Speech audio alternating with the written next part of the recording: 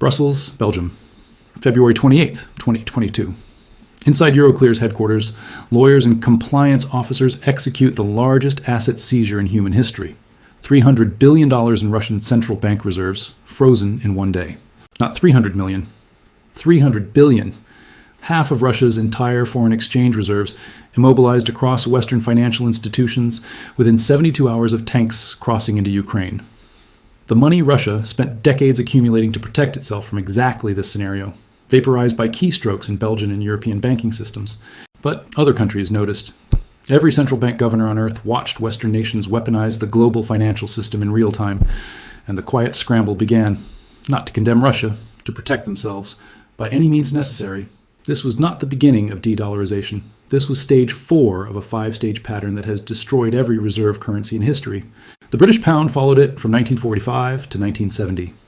Sterling dominated 81% of global reserves in 1945. By 1970, 11%. The collapse took 25 years. The US dollar followed it from 2001 to today. Dollar dominance peaked at 71% of global reserves in 1999.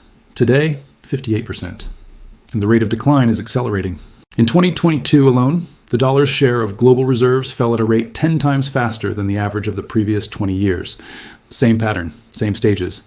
And now we are in the terminal phase, where the world's second largest reserve currency holders begin coordinating their exit before the stampede. Before I show you the 5 stages, you need to understand why reserve currency status matters more than military power. Most people focus on American aircraft carriers or nuclear arsenals, but those assets only matter when they can be financed. The real source of American dominance is not weapons. It is the ability to print dollars that other nations must hold.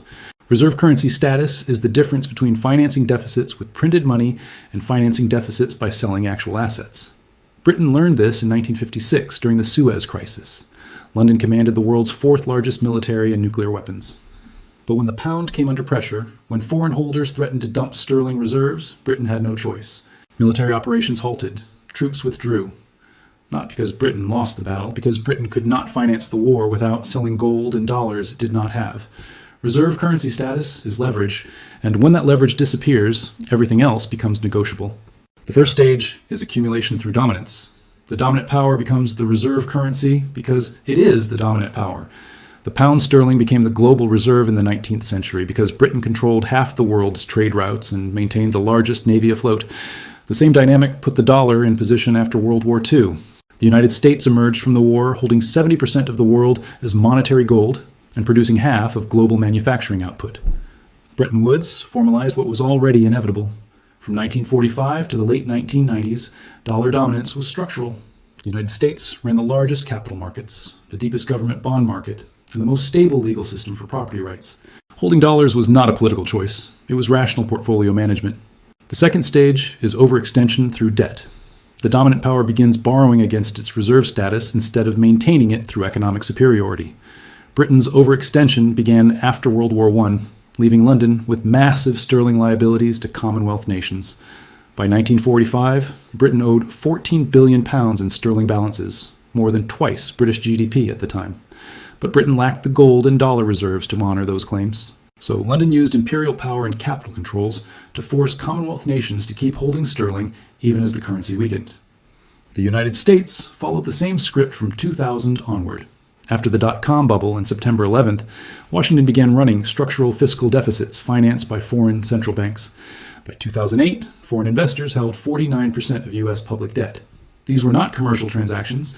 These were politically motivated purchases by China, Japan, and Gulf states, accumulating dollars faster than their economies needed them. The U.S. was no longer earning its reserve status through superior productivity. It was borrowing its status through the willingness of others to hold depreciating claims. The third stage is weaponization through sanctions. The dominant power converts its reserve currency into a tool of coercion, accelerating the search for alternatives. Britain pioneered this during the 1947 sterling area negotiations. When Egypt attempted to leave the sterling area and diversify reserves into dollars, London responded with what British officials described internally as blackmail and economic sanctions. Egypt was blocked from converting sterling, trapping its reserves. Similar threats were deployed against India, Pakistan, and other territories seeking to reduce sterling exposure. These measures postponed the collapse but guaranteed it. The United States weaponized the dollar systematically from 2001 forward. Iran in 2012. Russia in 2014 after Crimea, Venezuela, North Korea. Then came February 2022. Russia invaded Ukraine, and within 72 hours, the G7 froze $300 billion in Russian central bank reserves. This was unprecedented, not because of the target, because of the precedent. If the West could seize the reserves of a nuclear-armed G20 nation, they could seize anyone's reserves over any conflict. Every central bank received the message. Dollars are no longer neutral. Dollars are leverage. The fourth stage is diversification into alternatives. Nations begin quietly reducing dollar holdings while publicly maintaining dollar confidence. Britain faced this from 1950 to 1970. Sterling's share of global reserves collapsed from 58% in 1950 to 11% by 1970.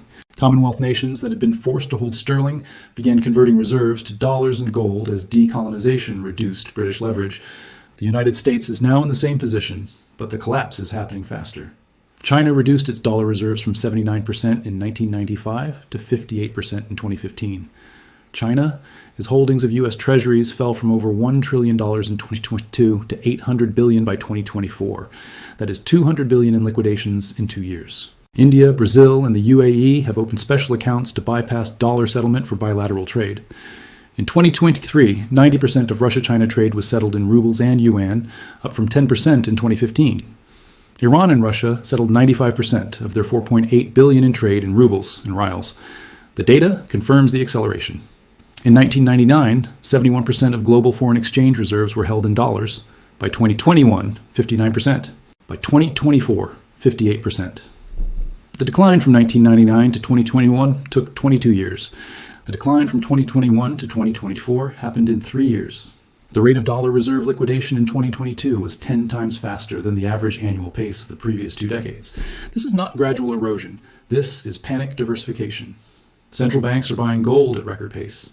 In 2022, central banks purchased over 1,100 tons of gold, more than double the purchases of 2021. They repeated the same volume in 2023. The share of gold in global foreign exchange reserves rose from 13% in 2017 to nearly 20% by the end of 2024. The fifth stage is institutional exodus, where nations build alternative settlement systems to bypass dollar infrastructure entirely. Britain never faced this stage because no alternative existed. The dollar was the only deep liquid reserve currency available. The United States will not be so fortunate. The BRICS alliance now includes 10 member nations and 13 partner countries. Combined, BRICS nations represent 39% of global GDP measured by purchasing power parity and 42% of the world's population. BRICS. Pay aims for operational status by 2030, using central bank digital currencies to settle cross-border transactions in local currencies without routing through New York or London clearinghouses. China's cross-border interbank payment system processed 8.5% of global foreign exchange transactions in 2025, up from 7% in 2022. These are parallel financial architectures being constructed by nations that collectively control 1/3 of the global economy. The dollar remains dominant, but its dominance is no longer structural. It is inertial. And inertia does not last. The consequences are mathematical. When Britain lost reserve currency status from 1945 to 1970, the pound depreciated by more than 60% against the dollar. British living standards fell. Inflation accelerated. The government was forced to devalue twice, in 1949 by 30% and again in 1967 by 14%. Britain went from global superpower to IMF borrower in 25 years. The United States will face a worse scenario. There is no single replacement. The world is fragmenting into currency blocks. Europe with the euro, China with the yuan, BRICS nations trading in local currencies, gold serving as the neutral settlement asset. This fragmentation means dollars will face selling pressure from all directions simultaneously. The bid for treasuries will weaken, not because the dollar is weak, because alternatives finally exist. The arithmetic is unforgiving. The United States ran a $1.1 trillion current account deficit in 2024. That deficit requires $1.1 trillion in foreign capital inflows to finance. If foreign demand for treasuries weakens, the U.S. will need to offer higher interest rates to attract that capital. Higher rates mean higher debt service costs. In 2024, the U.S. government paid $230.6 billion in interest to foreign treasury holders. If yields rise by just 100 basis points, that cost rises to over $300 billion annually. That increase feeds back into larger deficits, requiring more borrowing, which raises yields further. This is the doom loop that destroyed Britain's fiscal position. Foreign holdings of U.S. debt have already begun to crack. Foreign investors held 49% of U.S. public debt in 2008. Today, 30%. Between November 2024 and January 2025, foreign official institutions sold $78 billion in treasuries, bringing total holdings to the lowest level since March 2020. These sales came during a period when the Federal Reserve was cutting interest rates. Instead of yields falling, they rose by 100 basis points. The market is signaling that it no longer believes the United States can finance itself without offering significantly higher compensation for risk. Moody's confirmed this in May 2025, when it became the final major credit rating agency to downgrade the United States from AAA to AA+. Who wins when the dollar loses reserve status? Gold holders win massively. When reserve currency transitions happen, gold becomes the bridge asset. After sterling's collapse, gold's share of global reserves surged from 30% in 1950 to over 40% by 1980. Central banks have purchased over 2,200 tons of gold in the last 2 years alone. Commodity exporters outside the dollar system win. Russia ran record energy export revenues in 2022 and 2023 by pricing oil in rubles and yuan. Brazil and Argentina switched to yuan-denominated trade for agricultural exports to China.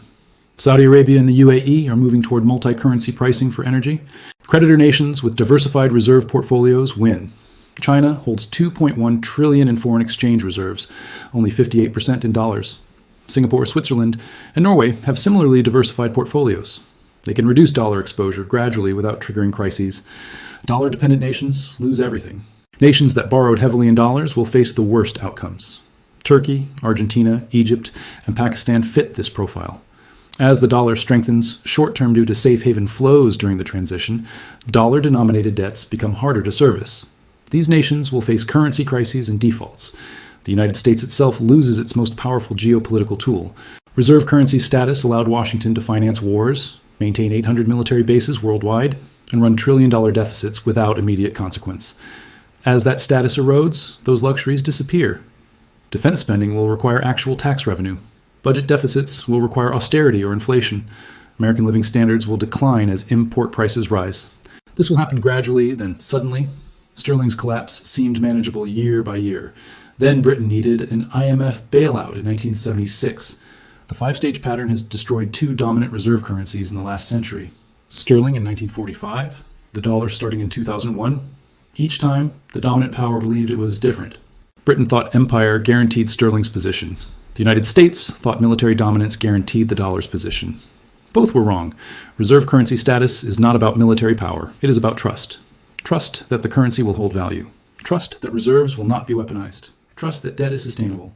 The Russian reserve freeze in February 2022 was the signal that trust had ended. The dollar is still dominant. But dominance built on inertia collapses faster than dominance built on productivity. The timeline based on historical patterns says we have 10 years before the dollar loses majority reserve status. Not eliminated, but no longer the undisputed anchor. And when that happens, higher inflation, weaker purchasing power, constrained military spending. The mathematics do not care about American exceptionalism. The pattern is screaming that the age of dollar dominance is ending. If this showed you that reserve currencies follow predictable collapse patterns, if you understand now that $300 billion in frozen reserves triggered a global exodus from dollars, if you see that BRICS nations representing 39% of global GDP are building alternative payment systems, then subscribe because the next video will show you exactly which assets survive currency transitions, which central banks are buying what, which commodities get repriced first, which nations collapse when dollar liquidity dries up, which financial instruments protect you when reserve currencies fragment. The 5 stages tell you what happens. The asset movements tell you when and how. The only question is whether you will reposition before the majority realizes the dollar's dominance is ending, or whether you will wish you had after foreign treasury holders trigger the next crisis.